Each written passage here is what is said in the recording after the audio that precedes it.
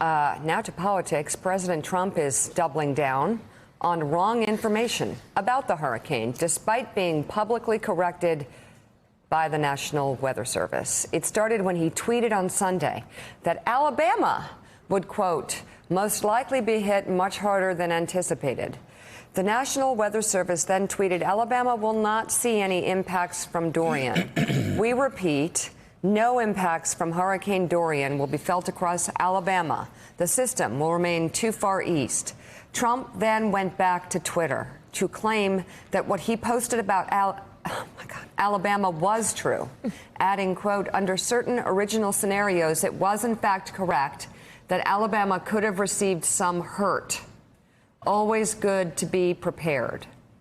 Today, Jonathan, yes. Words matter. So this proves again that words matter when you're president of the United States. You just can't scare an entire state. No. I mean, the next great threat to Alabama will be Clemson if they play them again in the playoffs. That's right. That's it. Hopefully for you, it'll go better this time. I only finished second in my 7th grade geography beat, but I'm pretty sure I can put Alabama on the map. And there were never any forecasts that we could see, other than perhaps some wind, that was going to give Alabama any sort of real trouble from the storm. But the point is, this is a president who, once again, can never acknowledge any sort of error or mistake. It's what he says, everyone else is wrong around him, and he has missed the point, as you just said, that like his words do matter. He's the president of the United States. Anything he says or tweets can move markets, can influence global capitals, can scare residents of an entire state. And in this case, even after being told he was incorrect, he wouldn't back down. He's a low information guy, Gene. Facts don't matter to him.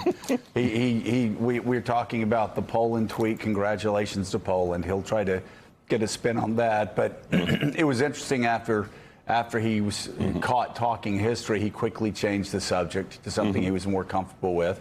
He just doesn't, he doesn't know. He's not good on facts. He's not good on history. He's not good on the Constitution. No. And 40% of Americans love him for it. Thanks for checking out MSNBC on YouTube, and make sure you subscribe to stay up to date on the day's biggest stories. And you can click on any of the videos around us to watch more from Morning Joe and MSNBC. Thanks so much for watching.